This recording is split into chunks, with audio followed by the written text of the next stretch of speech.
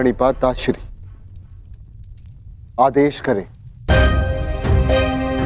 कि आपने हमें यहाँ क्यों बुलाया है? तुम्हारे साथ न्याय करते करते कदाचित मैंने अपने पुत्र के साथ ही अन्याय कर दिया युधिष्ठिर।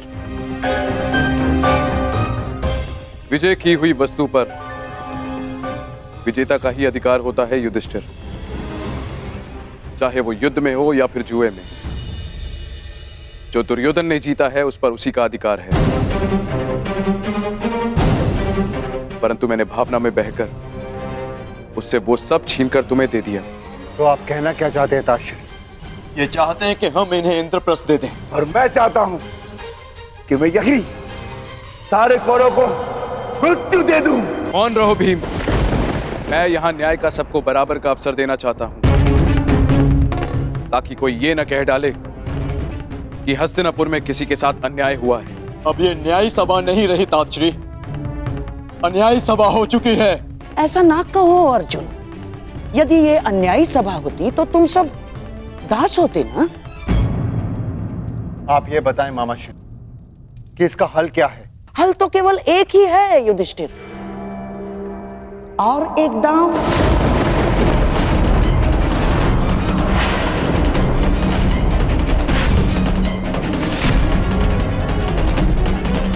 घबराओ मत पुत्रों, इस बार न राज्य दांव पर लगेगा और ना ही सम्मान, परंतु इस बार जीतने वाला दूसरे के राज्य पर 13 वर्ष का अधिकारी होगा।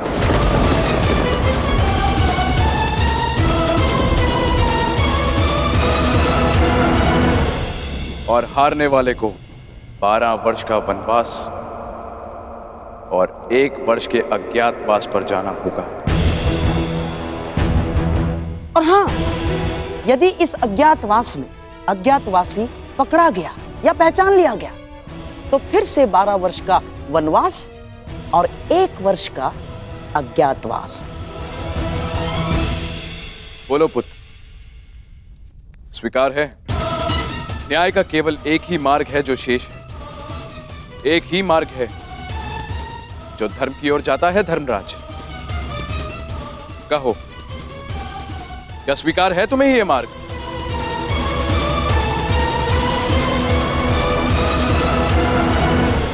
स्वीकार मत करना युधिष्ठिर, अस्वीकार कर दो ये दाव। अब धर्म के नाम पर एक और अधर्म मत कर बैठना।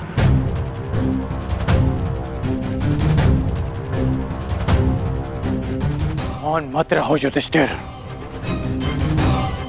अन्यथा इतिहास तुम्हें कभी क्षमा नहीं करेगा। मत खेलना ये दाव। महाराज धृतराष्ट्र मेरे पिता तुल्य हैं।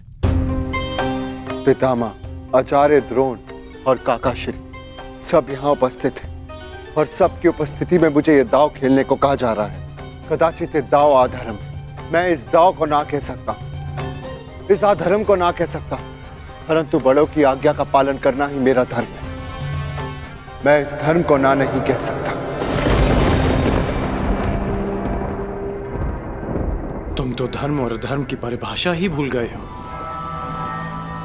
या तुम्हारी स्मृति इतनी दुर्बल है कि तुम भूल गए कि कुछ ही क्षण पहले यहां क्या अनर्थ होते होते रह गया। तुम दास बनते बनते रह गए, तुम्हारी पत्नी का मान भंग करने का प्रयास किया गया। ये वही सभा है जहां वर्षों पूर्व मेरे भाई की हत्या की गई थी और आज एक स्त्री का मान भंग किया गया।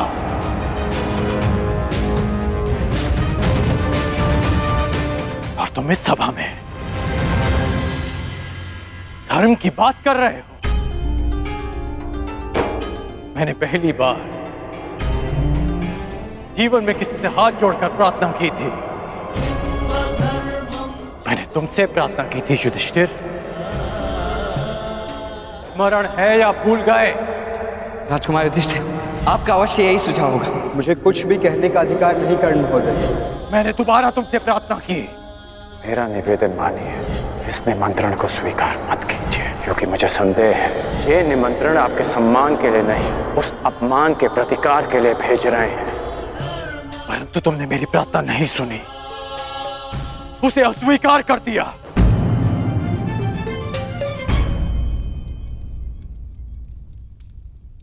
मैं अंतिम बार तुमसे प्रार्थना कर रहा हूं, ये दाव मत खेलना। और यदि तुमने मेरी ये प्रार्थना भी अस्वीकार कर दी तो इतिहास का तो पता नहीं, परंतु मैं तुम्हें कभी क्षमा नहीं करूंगा। तुम्हारे लिए मेरी घृणा और भी बढ़ जाएगी युधिष्ठिर। ऐसी मूर्खता मत करना। मेरे धर्म के मार्ग पर ना ही मुझे किसी की क्षमा की चाह और ना ही किसी के घृणा का भय। और इस समय मुझे लगता है कि ताश्री को अन्याय से बचाने के लिए ये खेल खेलना ही मेरे लिए धर्म है।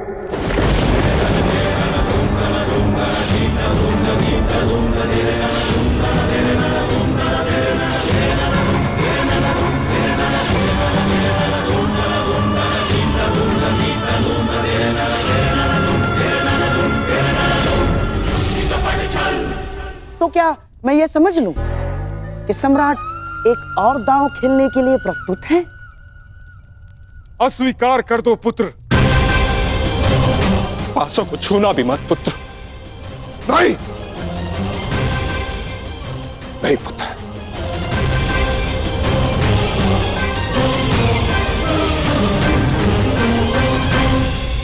मुझे यह दाव स्वीकार है।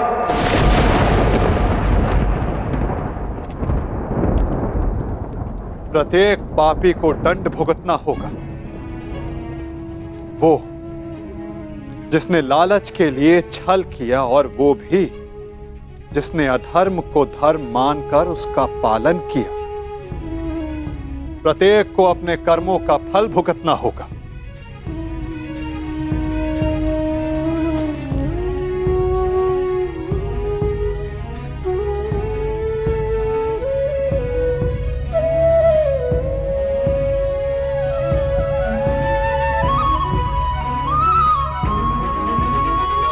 परंतु ऐसे नहीं, पलकों पर अश्रु लेकर नहीं।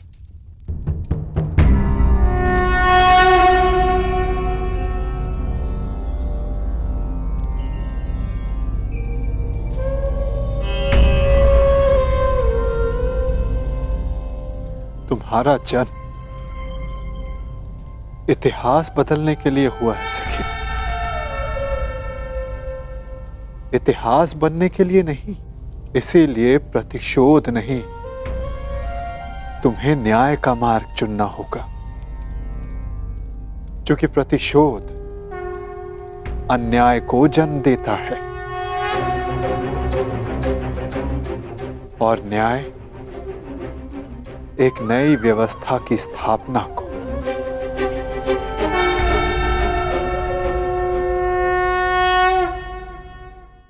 लीजिए सम्राट, आपके लिए खेल प्रस्तुत हैं।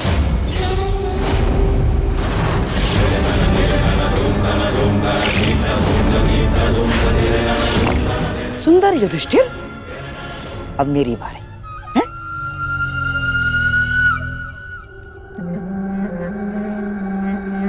पांडवों के वनवास जाने पर उत्सव मनाने की तैयारी शुरू कर दो।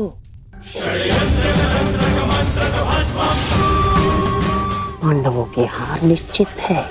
परंतु ये केवल मेरी नहीं, स्त्री के सम्मान की हार है सखा। मुझे प्रतिकार चाहिए, नाश चाहिए कौरवों का केशव। केवल दुर्योधन का, केवल कौरवों का, बस यही उद्देश्य है जीवन का। यदि ऐसा है तो चलो अभी चलते। तुम्हारे अश्रों की सौगंध वासुदेव अभी जाकर समस्त कुरुकुल का नाश कर देगा। परंतु एक बार सोचो, उसके पश्चात क्या होगा? संसार का मार्ग बदलने वाली पांचाली के इस प्रयास को लोग क्या कहेंगे? प्रतिशोध या न्याय की स्थापना? तुम्हें प्रत्येक स्त्री के मान के लिए न्याय व्यवस्था की स्थापना करनी है सखी। केवल दुर्योधन को नहीं, उस सोच को दंड देना है जो स्त्री के मान को पुरुष के दम के पांव के नीचे ले आती है।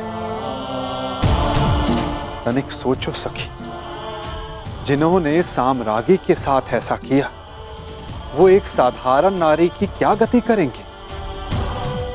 तुम्हें एक उदाहरण बनना होगा द्रौपदी, ताकि धर्म के नाम पर अधर्म का स्वांग बार बार रचने वालों के मन में धर्म का भय व्याप्त हो सके।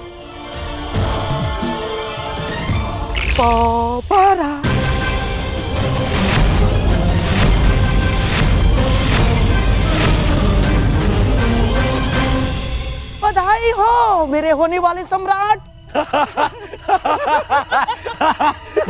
दोबारा आ गए। पांडव दोबारा आ गए। सम्राट युधिष्ठिर, पांचाली को दासी बनने से तो तुमने बचा लिया, परंतु स्वयं को वनवासी होने से नहीं बचा पाए। वन में जाने को प्रस्तुत हो जाओ महान पांडु पुत्रों। और हां, स्मरण रखना,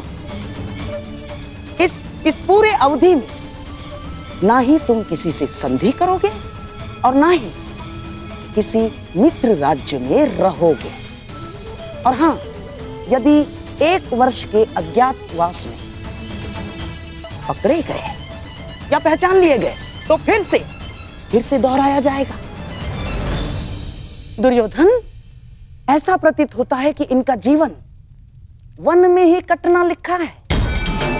अब तुम ही बताओ, जन्म वन में लिया, विवाह वन में किया, और अब काल का सामना भी कदाचित वन में ही करोगे।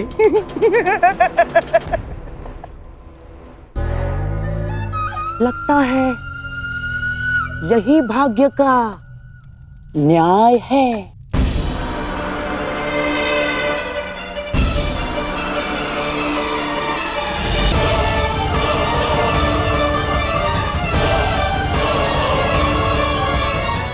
काल का सामना आप करेंगे मामाश्री, क्योंकि इस अन्याय का प्रतिशोध हम लेंगे, न्याय लेंगे हम।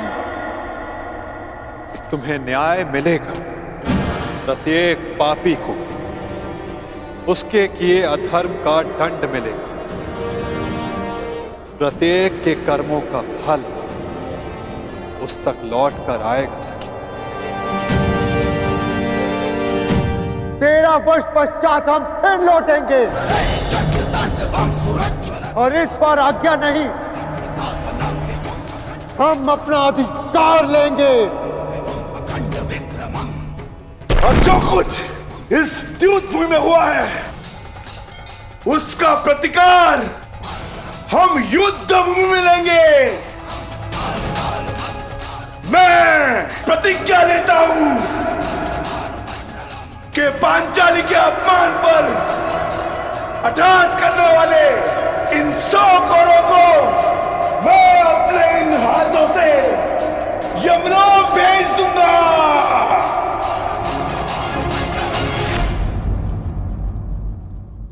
ये मत समझना कि वन में हम विश्राम करेंगे दुर्योधन।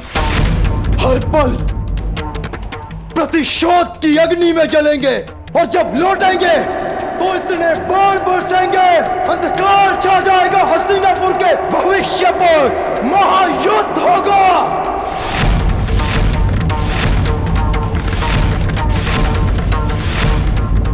बात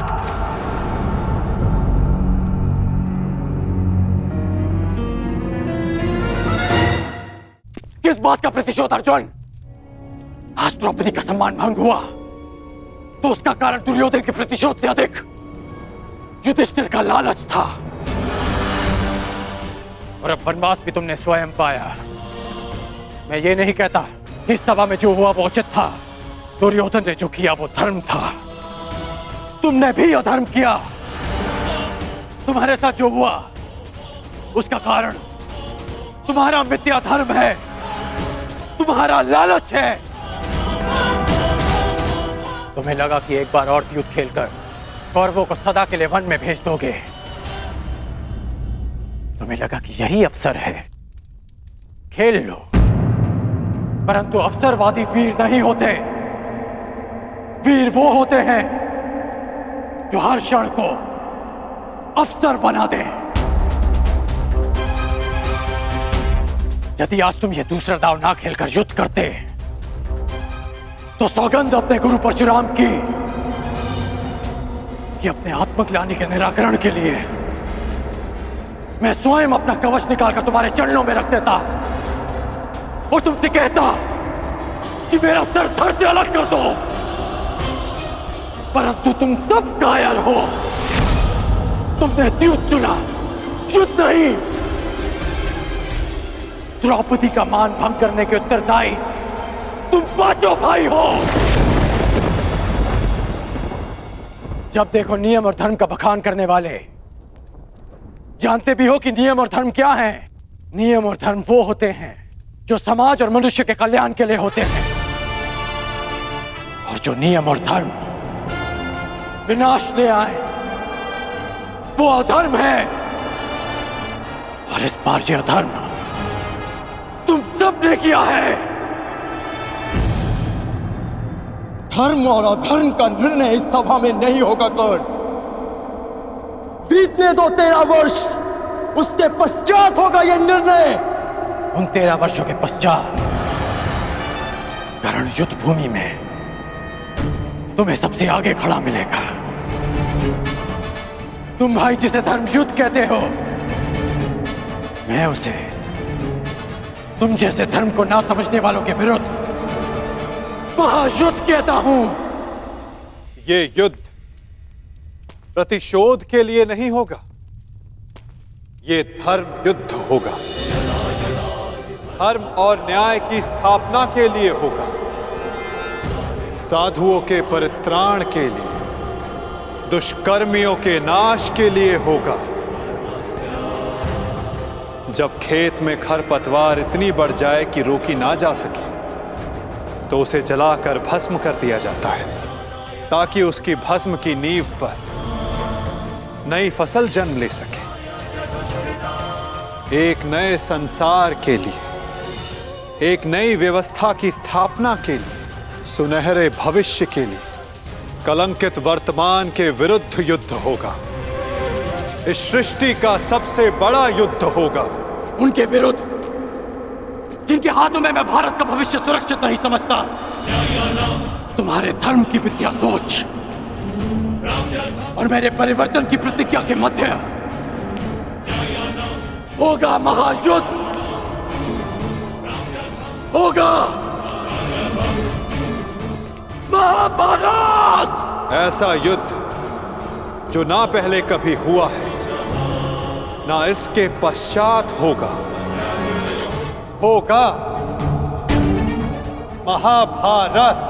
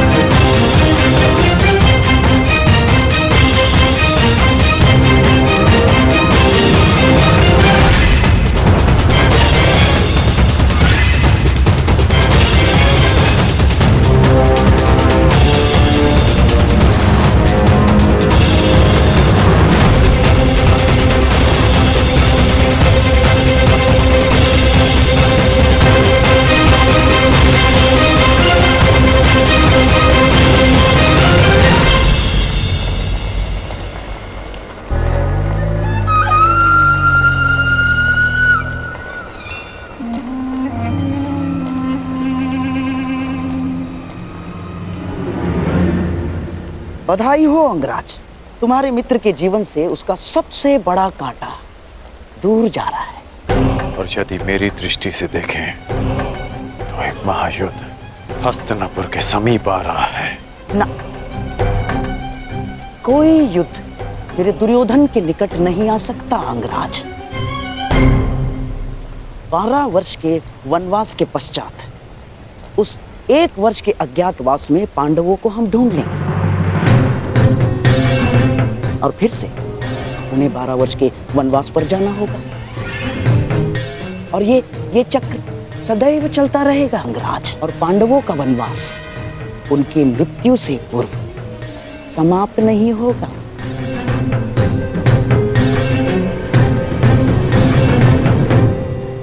और यदि समाप्त हो गया तो द्यूत नहीं, युद्ध होगा जहां आपके पासे भी काम नहीं आएंगे गांधार राज। पासे काम आए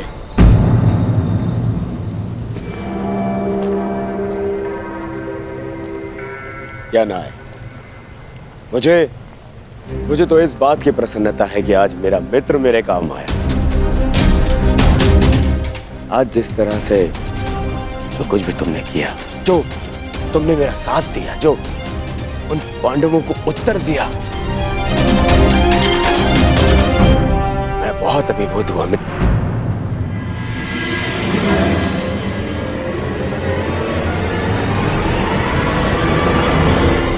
आज का दिन बहुत लंबा था युवराज, विश्राम करने के लिए आज्ञा दीजिए।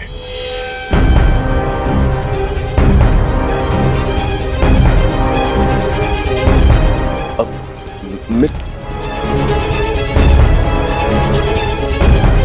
मामाश्री, ये द्यूत तो मैं जीत गया, पर कहीं ऐसा तो नहीं कि मैं अपना मित्र हार बैठा? नहीं दुर्योधन, ऐसा हो ही नहीं सकता। तुम्हारा ये मित्र अंगराज कर्ण तुम्हें छोड़कर कभी नहीं जा सकता ना। अब तुम चलो, कल की तैयारियां करो। हमें कल इंद्रप्रस्थ जाना है ना दुर्योधन।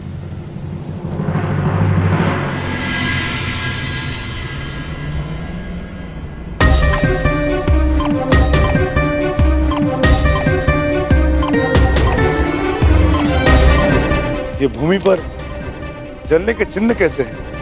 ये पांचाली के चरणों के चिन्ह हैं। उसके मन की अग्नि उसके तन को जला रही है।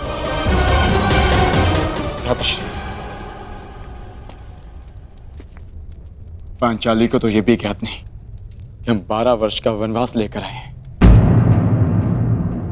तुम्हें न्याय मिलेगा पांचाली, परंतु इस समय अन्याय के तुला के एक और पल्लड़े से मिलना शेष है।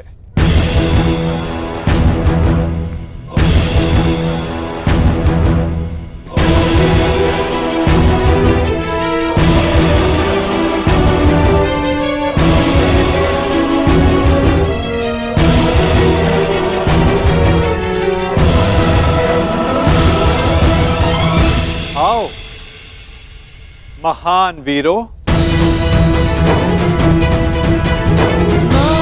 प्रणिपात स्वीकार करो। फहरा आए अपने धर्म की ध्वजा धर्मराज, दिखा दिया अपने गदा का बल विकोदर, अपने बाणों की पैनेपन की सीमा देख आए अर्जुन।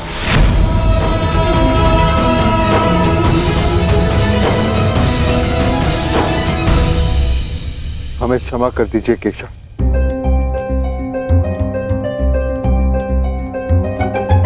हमने जो कुछ किया धर्म से विवश होकर किया। कदाचित दुर्योधन का भी यही कहना होगा कि उसने जो कुछ भी किया धर्म के तले किया, परंतु धर्म क्या है, उसकी सीमा क्या है, क्या यह सब जानने का प्रयास आप सब में से किसी ने किया?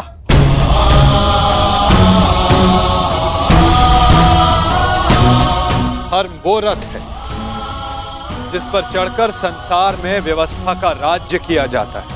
धर्म वो बाण नहीं जिसे हाथ में लेकर अधर्म को तांडव करने दिया जाए। अंधकार में रोशनी देने वाली मशाल यदि हाथ को जला दे तो उसे भी बुझा दिया जाता है।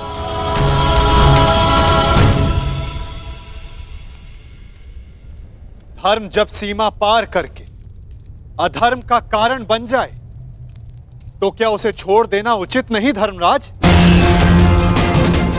युद्ध के लिए बुलाए जाने पर ना जाना क्षत्रियों का धर्म नहीं।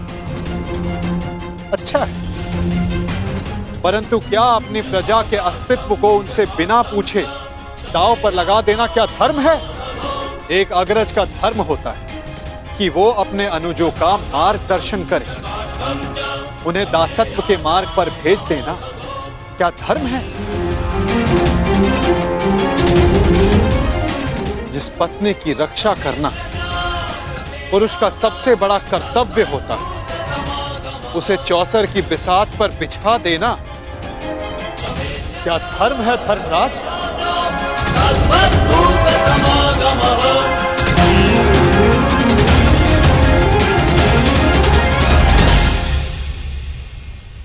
हम क्षमा चाहते हैं वासुदेव। मैं क्षमा नहीं करूंगा।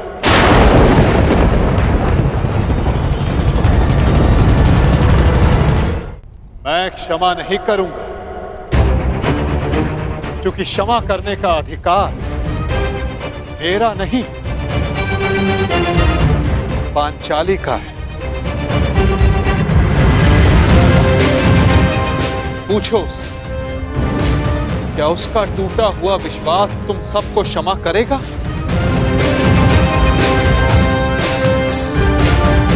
क्या उसके खुले हुए केस तुम्हें क्षमा करेंगे?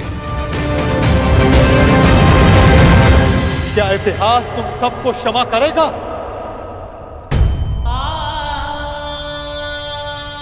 क्षमा तो हम स्वयं को भी नहीं कर सकते केशव। बस एक अवसर चाहिए।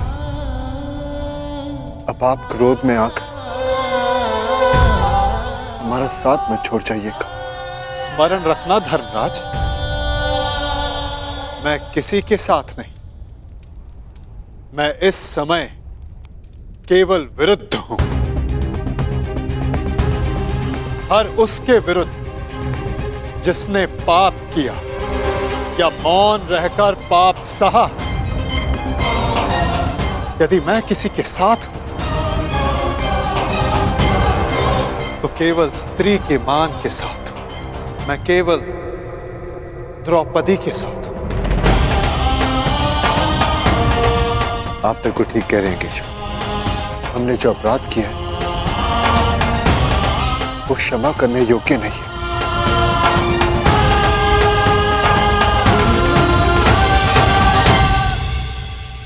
हमें क्षमा मत करना पांचाली, क्योंकि कहीं हमें एक क्षमा भुला ना दे कि हमें तुम्हारे साथ हुए अन्याय का प्रतिशोध लेना है। हमें हमारे अपराध का दंड नियति ने दे दिया पांचाली। हमने हमारी गृह लक्ष्मी का अपमान सहा और नियति ने हमें राज लक्ष्मी से वंचित करके वनवास दिलवा दिया।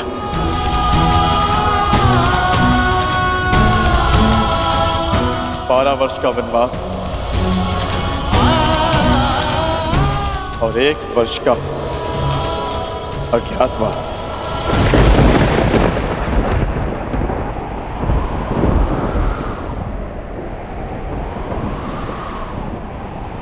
कोई अंतर नहीं पड़ता मुझे, कोई अंतर नहीं। अपना सम्मान भंग हो जाने के पश्चात मेरे लिए ये राज्य, ये महल, ये सुविधाएं कोई मोल नहीं रखती। अच्छा ही है, कम से कम ये वनवास और अज्ञातवास आप सभी को अपना लक्ष्य स्मरण करवाता रहेगा।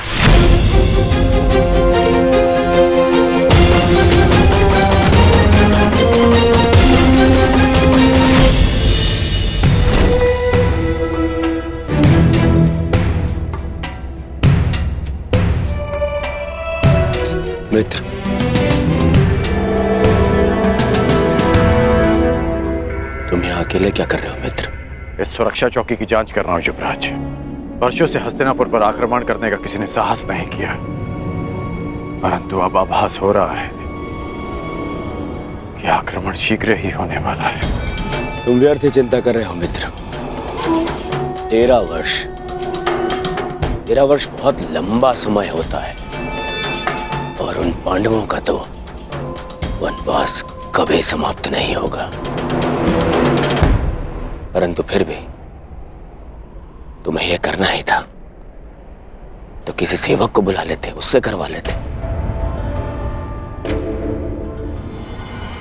एक सेवक ही यह कार्य कर रहा है युवराज।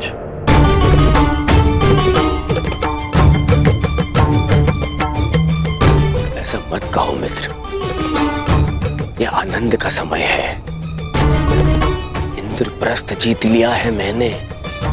मेरे साथ इंद्रप्रस्थ चलकर मेरे आनंद में भागीदार बनो। जो पाप में भागीदार बन जाए वो केवल यंत्रणा में भागीदार बन सकता है, आनंद में नहीं युवराज। तुम मुझे बार बार युवराज क्यों कह रहे हो? मैं तुम्हारा मित्र हूं, तुम मेरे मित्र हो, मित्र कहो मुझे। भरी सभा में अपने मित्र और उसकी मित्रता को लज्जित किया आपने। आपकी मित्रता उसी समय समाप्त हो गई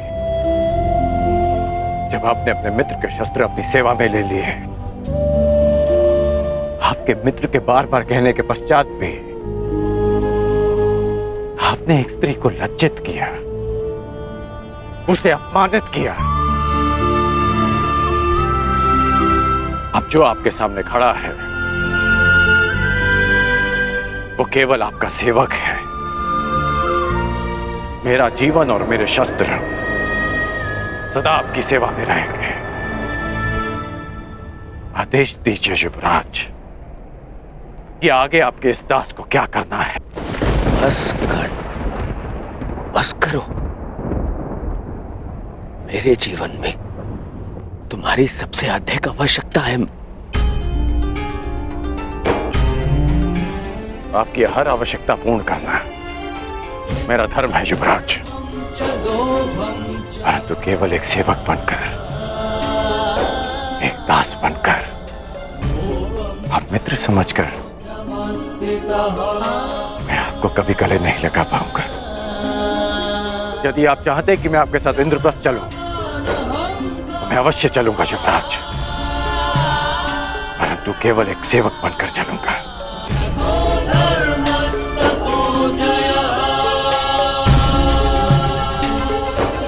अपने दास को आज्ञा दीजिए युवराज।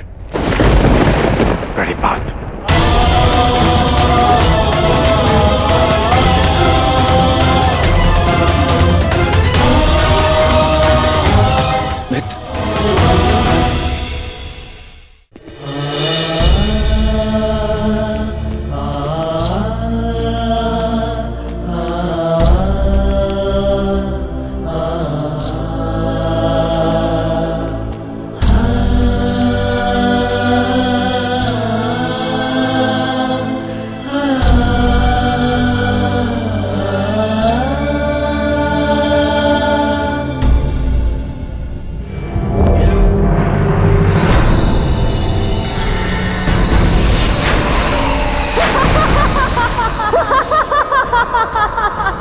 अंधे का पुत्र अंधा।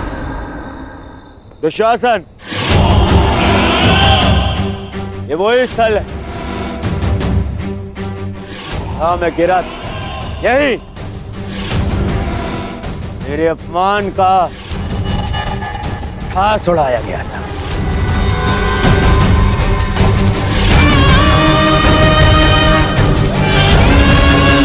इस स्थान को तोड़वाकर इसे समतल बना दो। इस माया महल के हर एक भ्रम को भंग कर दो और यहाँ बोध चिन्ह स्थापित करो जो संसार को यह बताता रहे किस प्रकार दुर्योधन ने अपने अपमान का प्रतिशोध लिया था।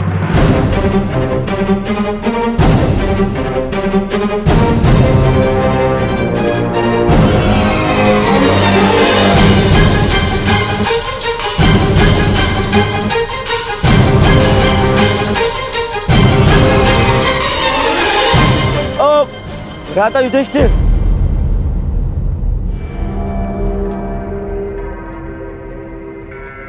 अरे मेरे पांडव भाई जा रहे हैं, परंतु जब भाई दूर जा रहा हो तो दूसरा भाई उसे भेंट दे। ये रीति है ना मामाश्री?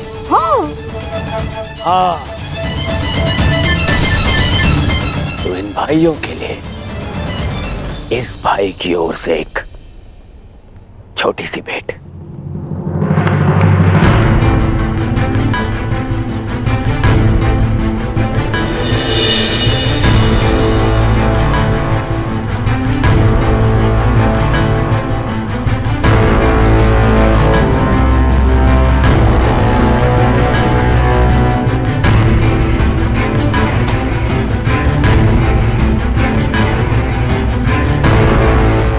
भेंट अनावृत करने की अनुमति चाहूंगा।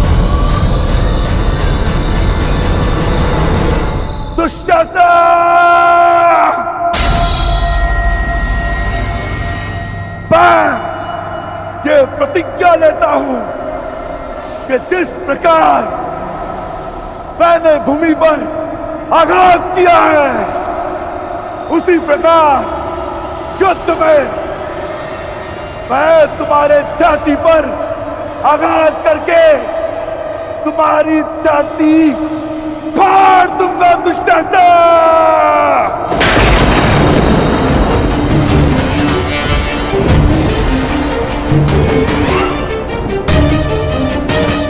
तुम्हारे छाती के लहू से याज्ञसेनी के केश धोऊंगा।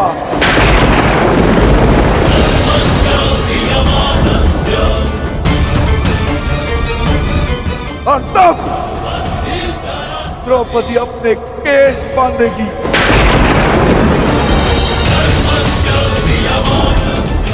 तुम्हारे छाती का लहू पीकर मैं अपनी प्रतिज्ञा पूरी करूंगा।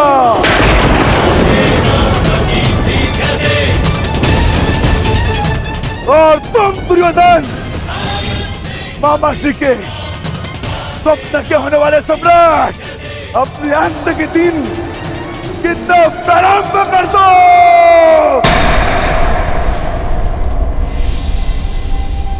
दुर्योधन, मुझे तो भय लग रहा है भीम का।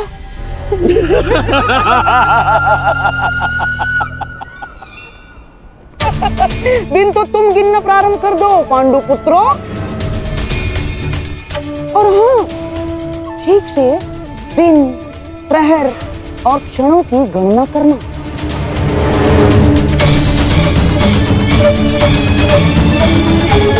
कहीं चूक गए तो फिर से वनवास। जाओ जाओ जाओ जाओ। अवश्य गिनेंगे मामा श्री। मैं पांडुपुत्र सहदेव ये प्रतिज्ञा लेता हूं कि ये वनवास समाप्त होने के पश्चात मैं आपका वध करूंगा।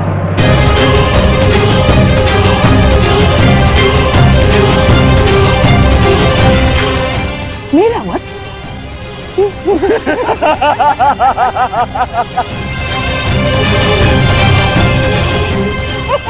जाओ।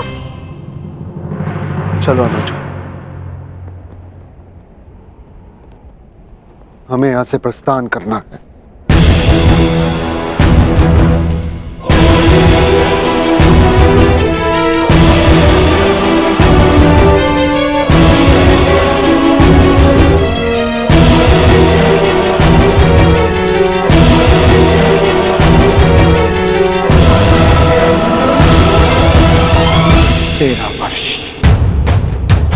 स्मरण रखना।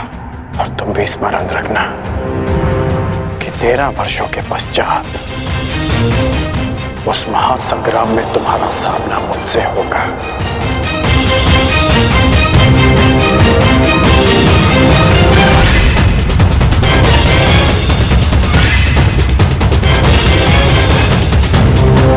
आओ मेरे सम्राट, पांडवों के इंद्रप्रस्थ को अब दुर्योधन की विजय का प्रतीक बनाते हैं।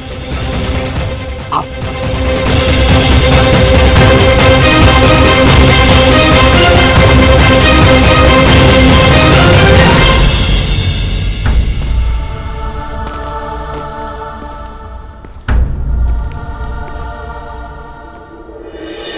नारायणं नमस्कृत्य नरं चैव नरोत्तमम् देवीं सरस्वतीं व्यासं ततो जयमुदीरयेत्।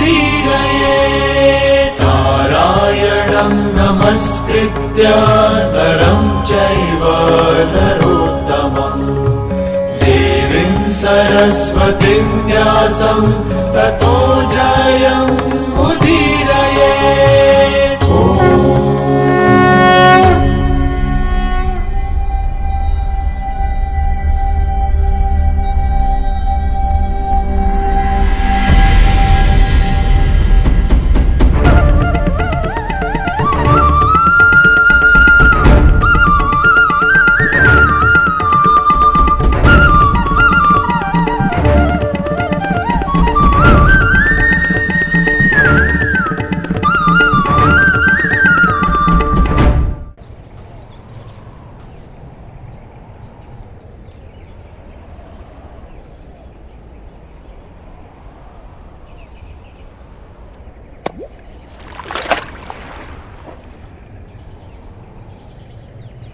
ऊपर से कितना शांत प्रतीत होता है न कर्ण, परंतु भीतर से न जाने कितनी बड़ी अशांति कितना बड़ा ज्वार छिपा कर बैठा है। आपने मुझे जल की अशांति के विषय में बताने के लिए तो नहीं बुलाया केशव। जल की बात कौन कर रहा है कर्ण? मैं तो मनुष्य के मन की बात कर रहा हूं।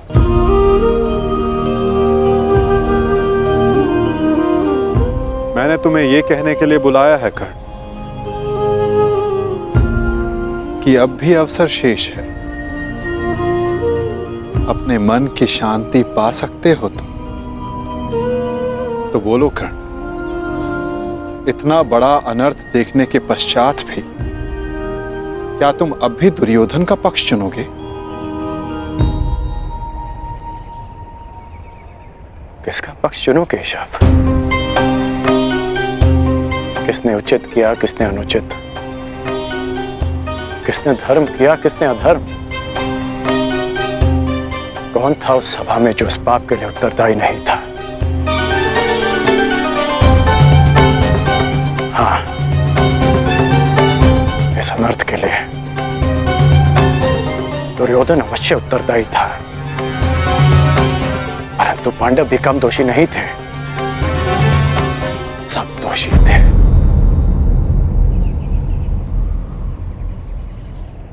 मैं भी दोषी हूं केशव। तुम अब भी प्रायश्चित कर सकते हो कर्ण। कर सकता हूं केशव, परंतु अब प्रायश्चित का नहीं, दंड पाने का समय है। अपने कर्मों का फल पाने का समय है। अनिच्छा से ही सही, परंतु द्रौपदी का अपमान होते हुए मैंने भी देखा। विवश होकर मैंने पांचाली को वेश्या कहा। एक स्त्री के लिए मेरे मुख से ऐसे शब्द निकले केशव।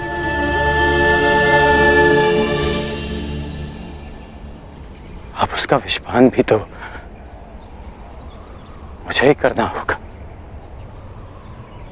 है ना केशव? परंतु एक प्रश्न शेष है केशव। मैंने तो पाषाण होना चुना, परंतु जिसे आपने पंख बनाया उन्होंने भी आपको लज्जित किया। फिर आप उनके साथ क्यों हैं?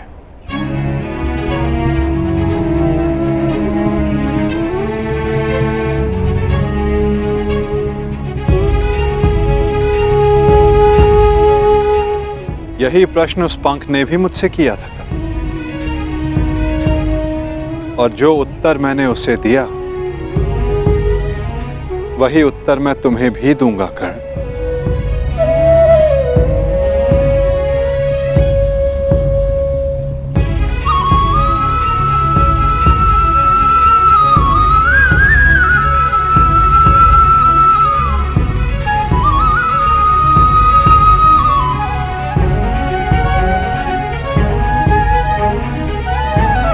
मैं किसी के साथ नहीं हूं कर्ण,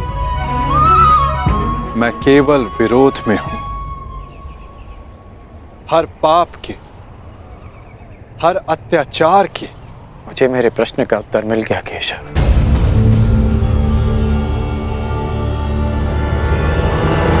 परंतु हमारे मार्ग अलग है। अब हम सीधा युद्ध में मिलेंगे केशव, जहां मैं दुर्योधन का साथ दूंगा, अपना कर्तव्य निभाने के लिए नहीं, परंतु द्रौपदी के साथ जो पाप हुआ उसका परिणाम भोगने के लिए। मैं जानता हूं केशव कि 13 वर्षों के पश्चात एक महासंग्राम होगा, एक महाभारत होगा, जहां आप मेरे विरुद्ध खड़े होंगे। आप अपना धर्म निभाइए, मैं अपना धर्म निभाकर अपना पश्चाताप पूर्ण करूंगा।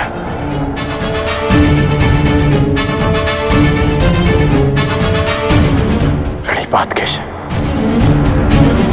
न्यायानाम् अधिकाराणाम् प्राप्त्यर्थम् साम्राज्यार्थम् न्यायानाम् अधिकाराणाम् प्राप्त्यर्थम् साम्राज्यार्थम्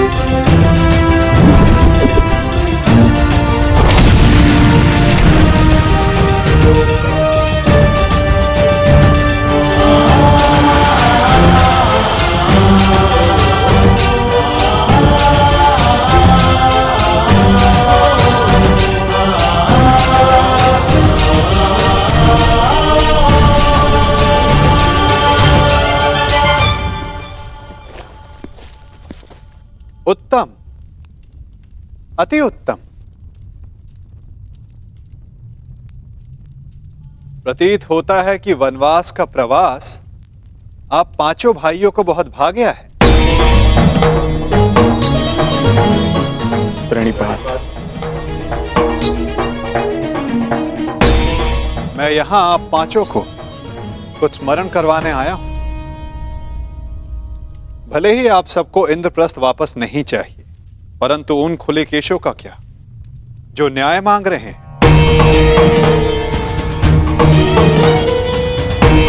इस भांति वनवास के प्रवास का आनंद उठाकर आप इन खुले केशों को न्याय दिलवाएंगे।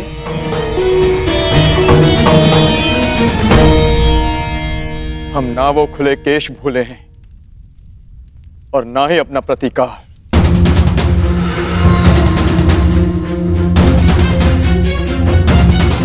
हम युद्ध की तैयारी कर रहे हैं माधव। जो युद्ध होगा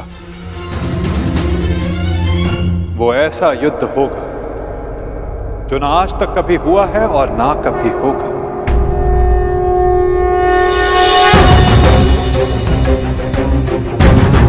तुम्हें पता ही नहीं पार्थ कि युद्ध में तुम्हारे समक्ष कौन कौन होंगे। दुर्योधन, दुशासन, जयद्रथ, द्रोण, भीष्म, अश्वत्थामा और सबसे महत्वपूर्ण योद्धा अंगराज कर्ण।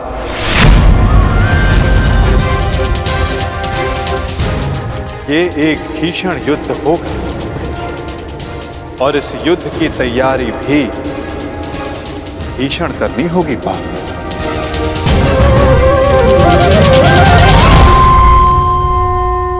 तो हम क्या करें माधव? हमारा मार्गदर्शन कीजिए। जब लक्ष्य कठिन हो तो मार्ग भी सरल नहीं होता पार्थ। एक कठिन मार्ग से जाना होगा, एक कठिन यात्रा करनी होगी पार्थ।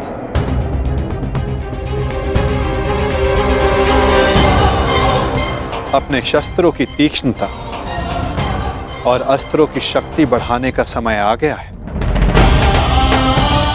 वैसे आचार्य द्रोण ने तुम्हें कई दिव्य अस्त्रों की दीक्षा दी है, परंतु तुम्हें अब भी एक महत्वपूर्ण अस्त्र पाना शेष है पार्थ।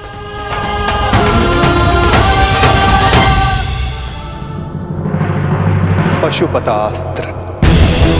परंतु फिर से स्मरण करवाता हूं, मार्ग बहुत कठिन होगा और बाधाएं बहुत भयंकर। परंतु आपने ही कहा था ना माधव, यदि लक्ष्य कठिन हो तो मार्ग सरल नहीं होता। आज्ञा दीजिए माधव। यशस्वी भव।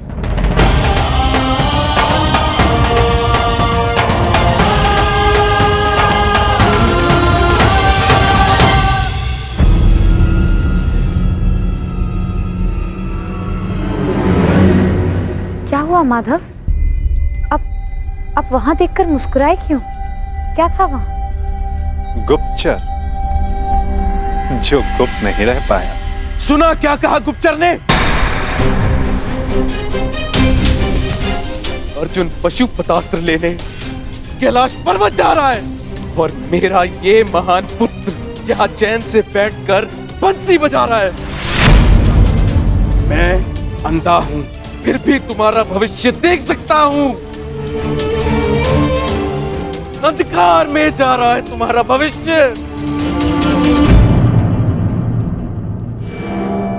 महाराज, आप व्यर्थ ही चिंता करते हैं। अर्जुन का कैलाश पर्वत पहुंचना सरल नहीं होगा। अस्त्र पाना तो बहुत दूर की बात है। अच्छा, तुम भूल रहे हो गांधार राज, अर्जुन बली है, हठी है, पराक्रमी है। यदि उसने वो अस्त्र पा लिया तो तुमने उसे रोकने की क्या व्यवस्था की है?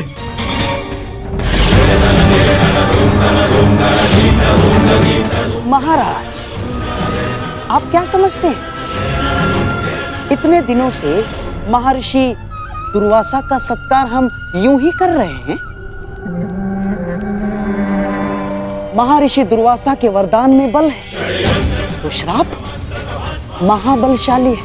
उस अर्जुन ने अपनी यात्रा प्रारंभ तो कर दी है, परंतु दुर्वासा के श्राप के अग्नि से अर्जुन समेत सभी पांडव जलकर भस्म हो जाएंगे।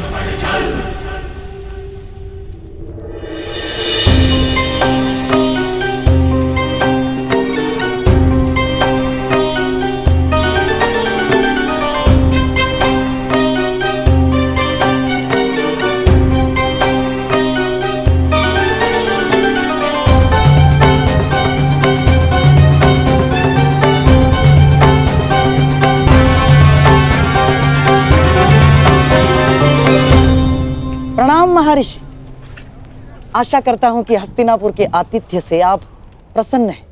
अति प्रसन्न हैं गांधार नरेश। आपके भांजों के परिश्रम और सेवा से हम अत्यधिक प्रसन्न हैं। वरदान मांगो।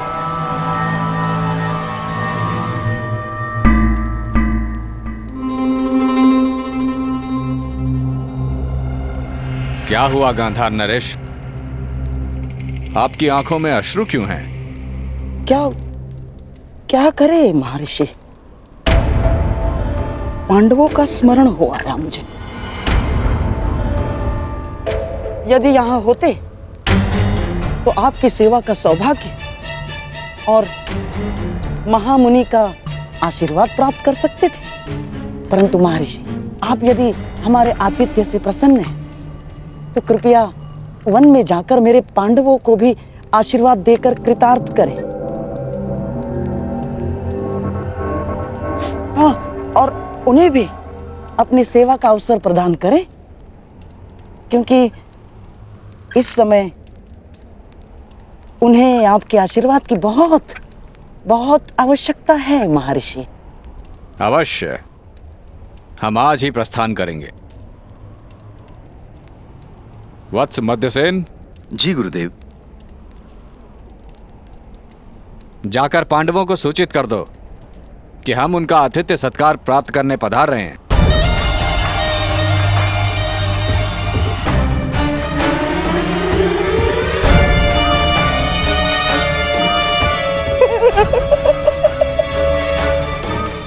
भूखे ब्राह्मण के श्राप से अधिक विध्वंस कुछ नहीं होगा दुर्योधन। और विशेषकर तब जब ब्राह्मण दुर्वासा जैसा हो, जिनका क्रोश और श्राप दोनों उनके वश में नहीं होते। बेचारा अर्जुन पशुपतास्त्र पाने से पहले दुर्वासा मुनि का शापास्त्र पा लेगा और उसमें भस्म हो जाएगा। अब तुम ही बताओ दुर्योधन, पांडव 10,000 शिष्यों के साथ दुर्वासा को भोजन कैसे कराएंगे?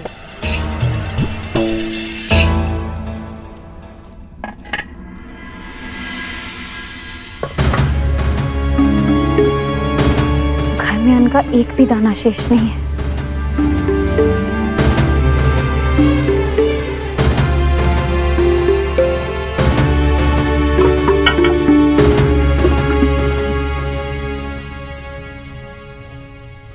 प्रणाम।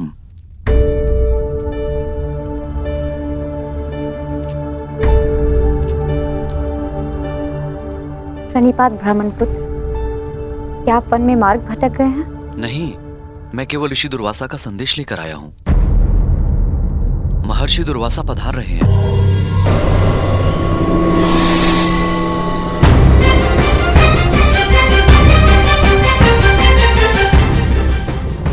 निवेदन है कि उनके और उनके 10,000 शिष्यों के सत्कार की व्यवस्था करें।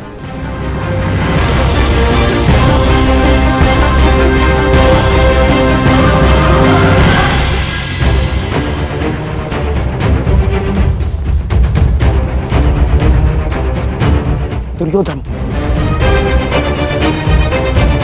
जो काम लाक्षागृह नहीं कर पाया, वो काम दुर्वासा का श्राप अवश्य करेगा।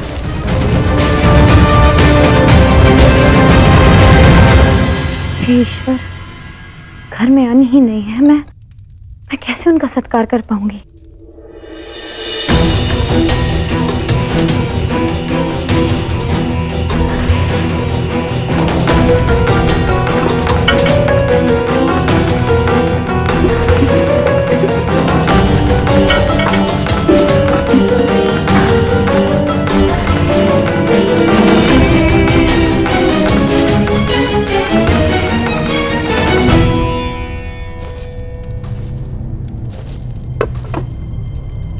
महर्षि दुर्वासा पधार गए।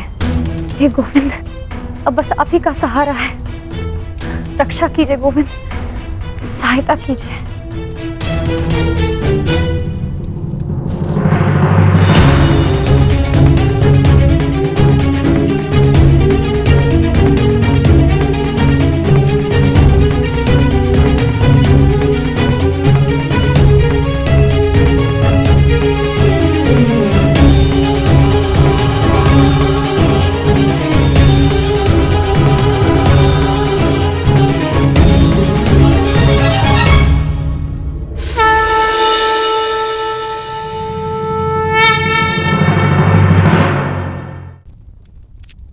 बहुत विकट समस्या में हूं गोविंद, रक्षा कीजिए। सखी, भूखे पेट मुझे कुछ नहीं सूझता। पहले मेरी शुद्धा पूर्ति की व्यवस्था करो, उसके पश्चात ही मैं तुम्हारी समस्या का समाधान कर पाऊंगा। परंतु सखा। सखी, मुझे भूख लगी है। अब जो कुछ भी घर में है ले आओ, उसके पश्चात बैठकर बात करेंगे।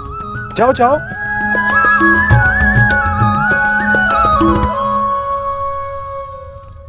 सखी, ऐसे क्या देख रही हो? तुम्हारा सखा भूखा है।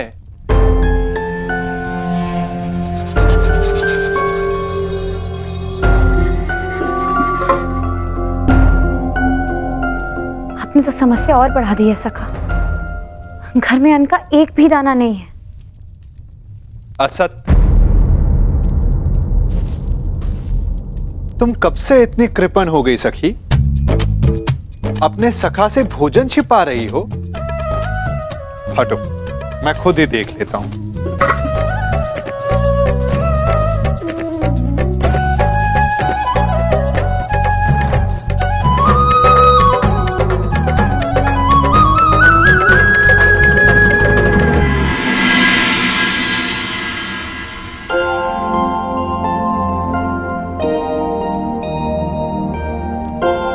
कहा था ना, अपने सखा से तुम भोजन छिपा रही हो। नारायणं नमस्कृत्य नरं चैव नरोत्तमं देवीं सरस्वतीं व्यासं ततो जयमुदीरयेत्। नारायणं नमस्कृत्य नरं चैव नरोत्तमं देवीं सरस्वतीं व्यासं ततो जयमुदीरयेत्।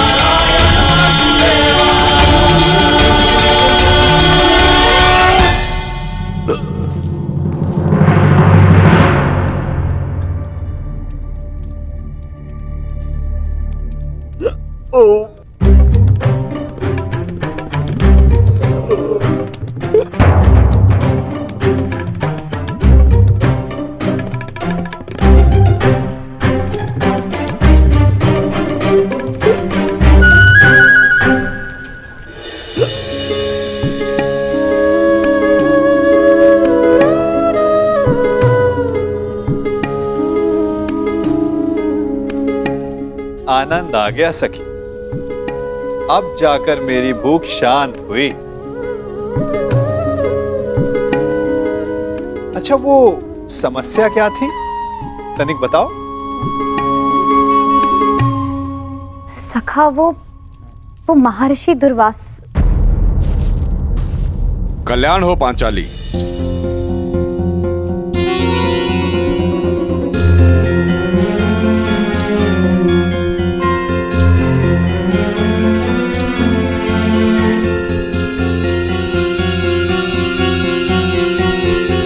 प्रणिपात महर्षि। अखंड सौभाग्यवती भव।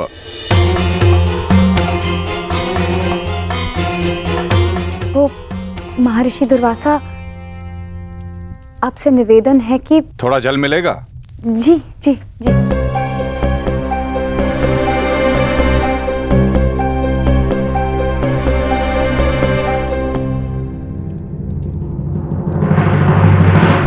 महर्षि, वो आपके शिष्य ने संदेश दिया था कि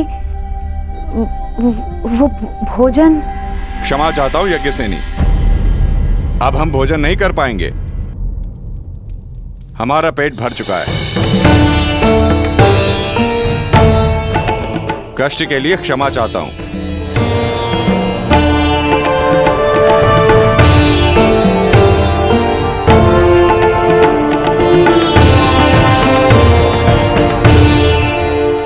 प्रणिपात ऋषिवर।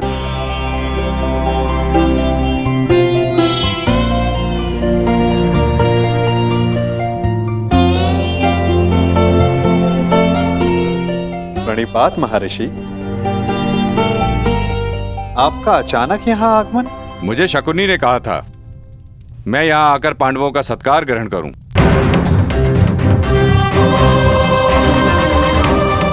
किसी भी साधु को किसी का भोजन और निमंत्रण बिना सोचे समझे स्वीकार नहीं करना चाहिए महर्षि।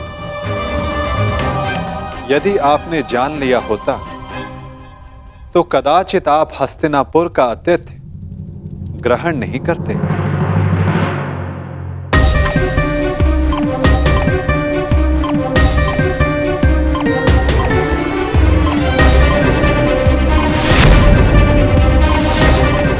जीतने वाला दूसरे के राज्य पर 13 वर्ष का अधिकारी हो और हारने वाले को 12 वर्ष का वनवास और 1 वर्ष के अज्ञातवास पर जाना होगा। उन कौरवों ने केवल तुम्हारे साथ ही नहीं, अपितु मेरे साथ भी छल किया है। छल करके उन्होंने मुझसे तुम्हें श्राप दिलाने की योजना बनाई। मैं उन्हें अभी भस्म कर दूंगा। नहीं ऋषिवर, आप ऐसा अनर्थ नहीं करेंगे। वरों का नाश करना हमारी प्रतिज्ञा है। तो मैं तुम्हें आशीर्वाद देता हूं कि तुम अपने प्रयोजन में अवश्य सफल होंगे।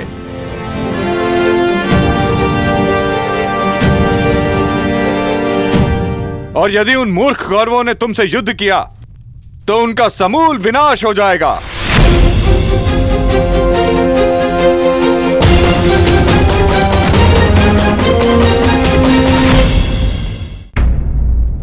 वाह शकुनी, वाह! क्या उत्तम प्रयत्न किया है तुमने। श्राप दिलवाने गए थे पांडवों को, वरदान दिलवाकर लौटे हो। तुम्हारी तो जय जयकार होनी चाहिए, जय जयकार। समझ में नहीं आता कैसे पांडवों से हस्तिनापुर की रक्षा की जाए और कैसे अपने इस मूर्ख पुत्र की सुरक्षा की जाए। मैं बताता हूं कि क्या करना है।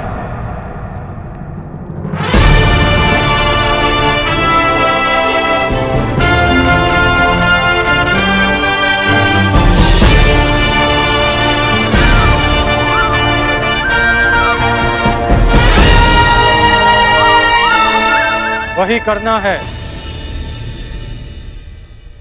जो गांधार राज युवराज को कभी नहीं करने देना चाहते हैं।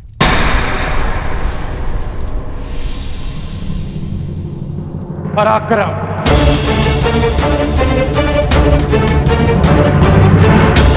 यदि अर्जुन अपनी शक्ति बढ़ा रहा है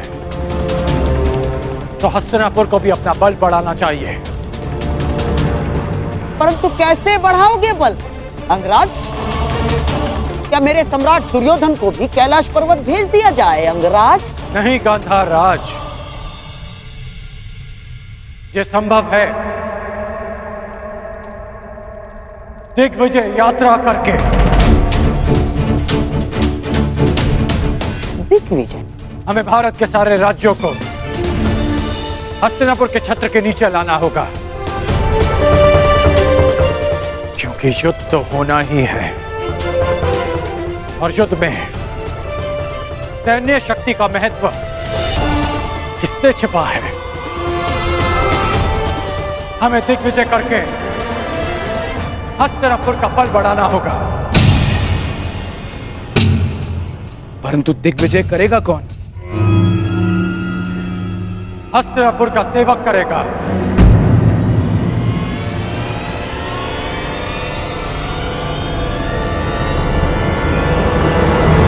मैं करूंगा दिग्विजय यात्रा। यदि अर्जुन